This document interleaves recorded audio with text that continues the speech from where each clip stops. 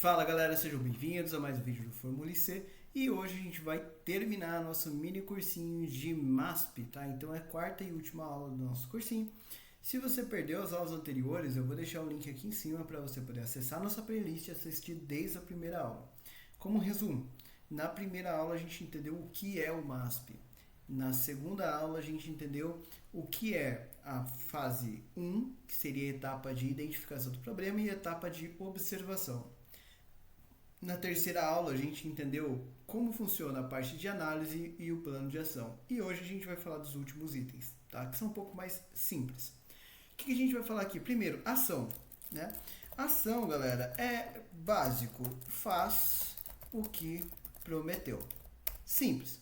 Não tem muito o que falar com relação à ação, galera. Se você já planejou, já fez tudo certinho, conforme a gente conversou antes, a ação é fazer com que aquilo que foi prometido, aquilo que foi planejado, seja executado, ok?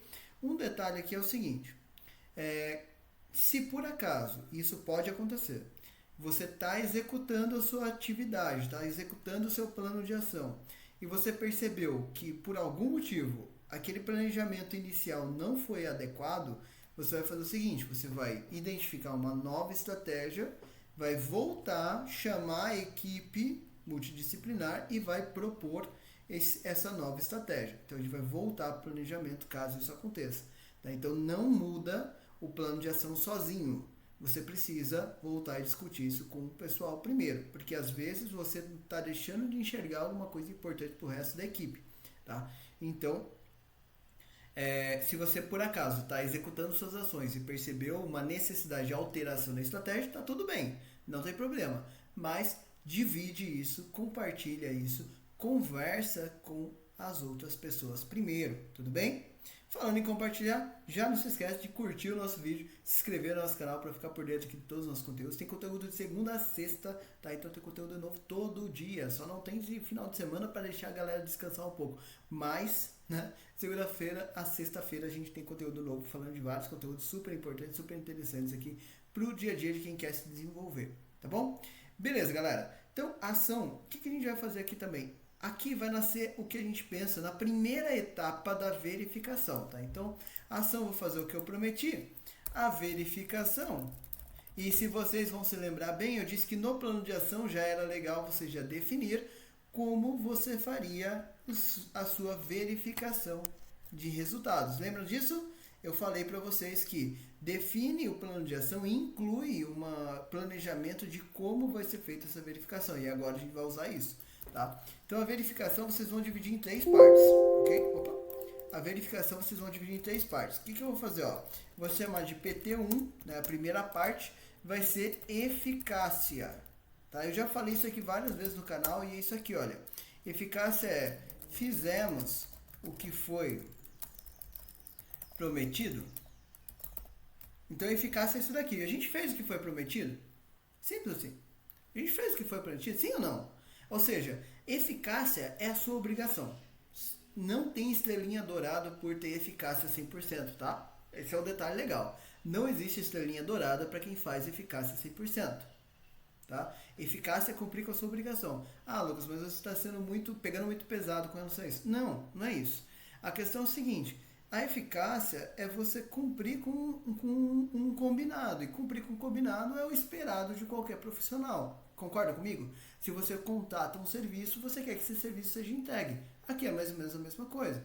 E caso não seja possível entregar por algum motivo, como eu já disse antes, você teria alertado a equipe sobre isso. Tá? Então, o que não pode é a gente ficar, como acontece às vezes, você chega no impasse, eu já vi isso, tá? Várias vezes, você chega no impasse em que você não consegue dar sequência por algum motivo. Falta de recurso, falta de conhecimento, uma barreira ali mais sólida com relação a isso, enfim.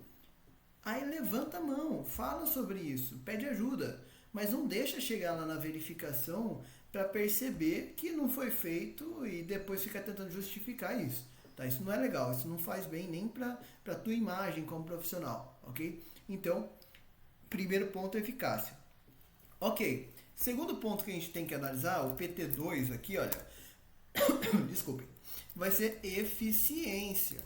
E o que é eficiência? Né? Relação entre resultados e recursos utilizados, ok? Então, relação entre resultados e recursos utilizados.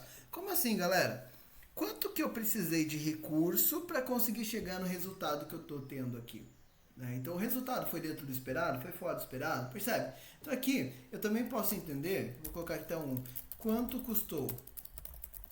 E aqui, quanto custou, né, seria no sentido de tempo, dinheiro, matéria-prima, energia, uso de mão de obra, tudo que você tem ali como recurso, tudo bem? Então, eficácia, eu vou falar de cumprir com o prometido. Eficiência, beleza, eu cumpri, mas a que custo, ok?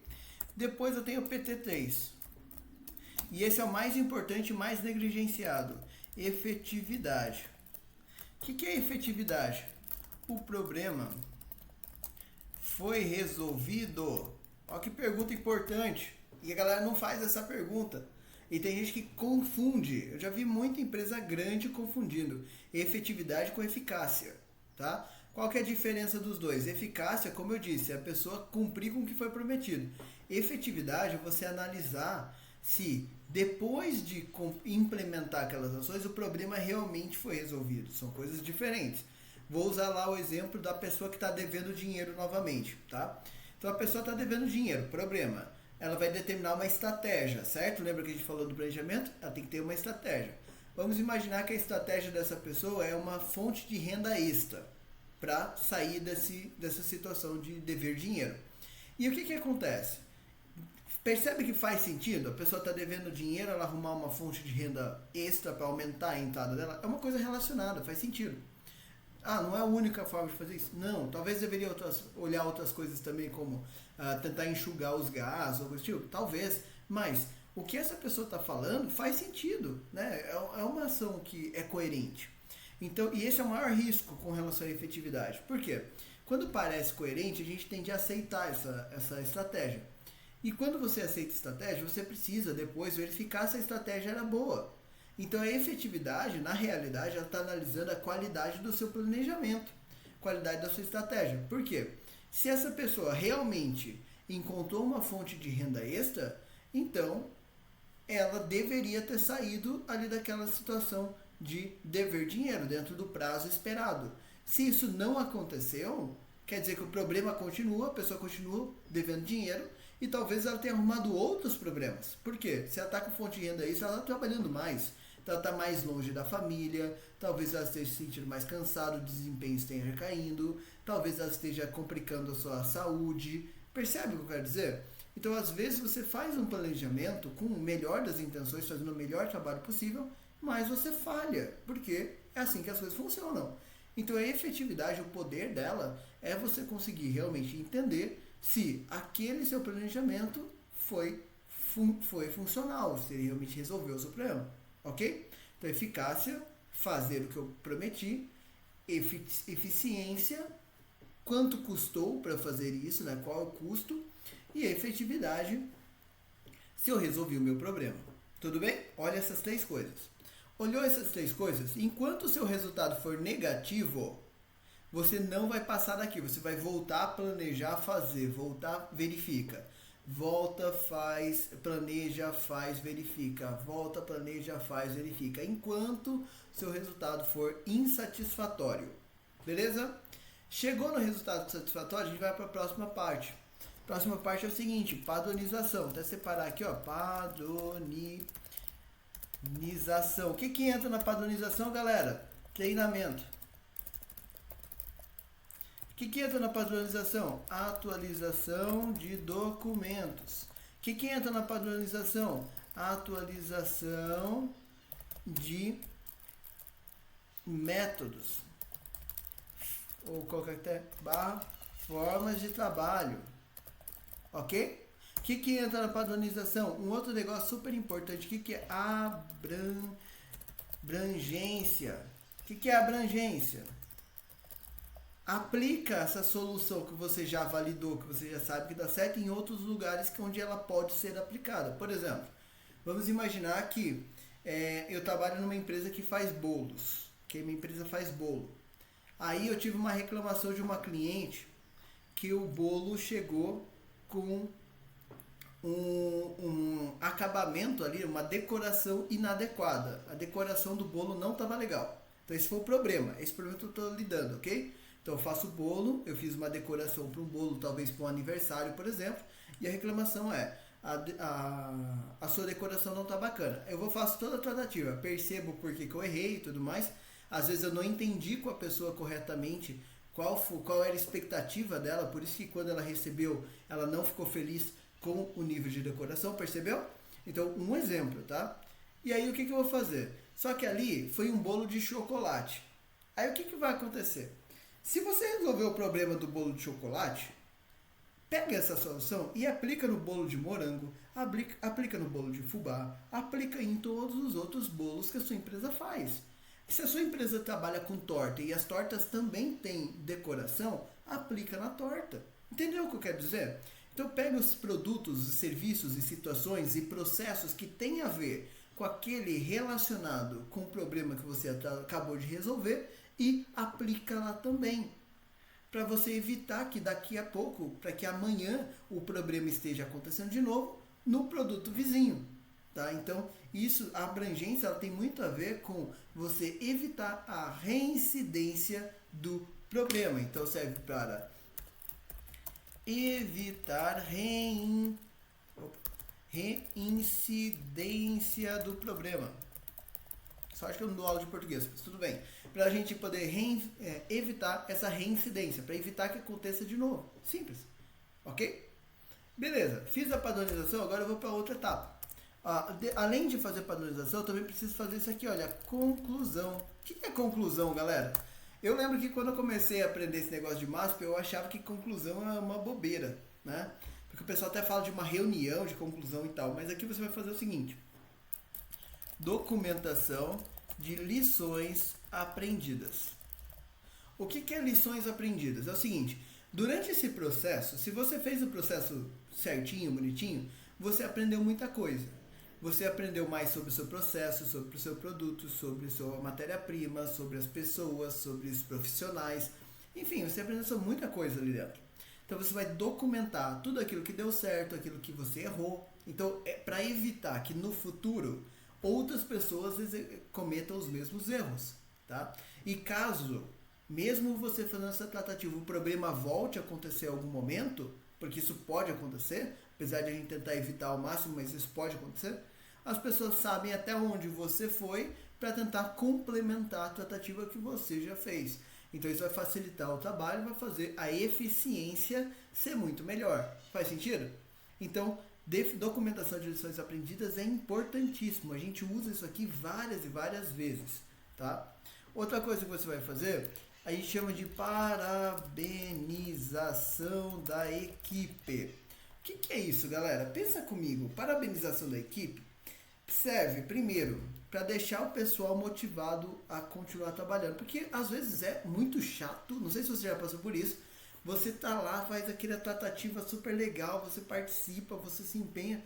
Final das contas, não tem nem um muito obrigado, né? Não que não seja realmente, a gente não esteja sendo pago por isso. Mas, poxa, às vezes é legal você ouvir o feedback positivo. E essa é uma boa oportunidade de você chegar para a sua equipe e falar: equipe, a gente fez um ótimo trabalho, a gente conseguiu resolver o problema, o cliente está feliz, a gente salvou uma situação, a gente ia perder o produto, não vai mais, a gente reduziu os custos, sabe? É legal você trazer isso.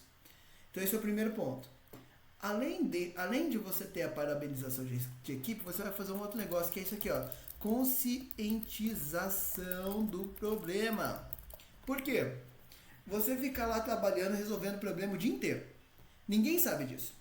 Aí o problema que você está passando, as outras pessoas não conhecem. Às vezes é o outro que está causando o problema, às vezes nem é por querer, mas a pessoa está causando o problema, só que ela não sabe que isso é um problema.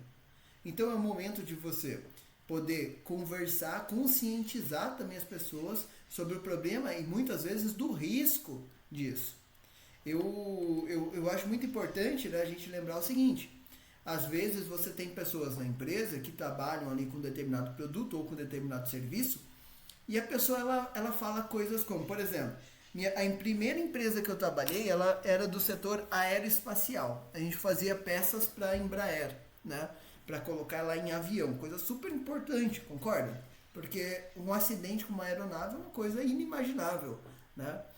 E a gente ouvia pessoas da fábrica falando, eu não preciso me preocupar, eu sou pobre, eu não ando de avião mesmo. Olha o pensamento da pessoa. Depois eu fui trabalhar no setor automotivo, numa empresa de autopeças.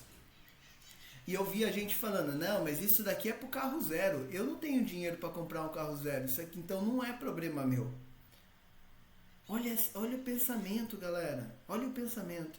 Eu hoje, com consultoria, eu atendo clientes de vários tipos. Tem uma empresa de tecnologia que eu atendo e eu já vi pessoas falando como, não, essa solução, desenvolvedores, né, programadores falando, não, essa solução aqui, isso aqui não vou ser eu que vou usar mesmo. Isso aqui vai ficar pro cliente, eu nunca mais vou ter que olhar para isso. Então, isso acontece, galera. Isso acontece e a gente tem que evitar ter esse tipo de cultura, esse tipo de postura dentro da empresa que a gente trabalha. Por conta disso, a conscientização é uma das formas que você tem para poder fazer o pessoal colocar o pé no chão. E às vezes até de você poder mostrar para a pessoa, olha meu amigo, se a gente continuar tendo problemas, a gente vai perder um cliente, e se a gente perder um cliente, talvez você perca seu emprego, porque a empresa não vai conseguir se sustentar se ela começar a pensar dessa forma. Faz sentido? Então, galera, olha como é interessante, como é poderoso essa estratégia de MASP. Ao longo desse mini cursinho, tá? Eu tentei ser o mais sucinto possível dentro de cada uma dessas etapas para que você possa ter uma visualização e uma interpretação inicial de como é o MASP. Se você quiser saber mais sobre MASP, quiser descobrir mais, aprender cada uma das ferramentas no detalhe, então vem aqui na descrição do vídeo, vou deixar um link para o nosso site, onde você vai encontrar todas as informações do nosso curso de MASP, onde lá sim eu consigo falar para você sobre tudo que você precisa saber sobre MASP. Tudo bem, galera? Eu fico por aqui, muito obrigado, até a nossa próxima aula.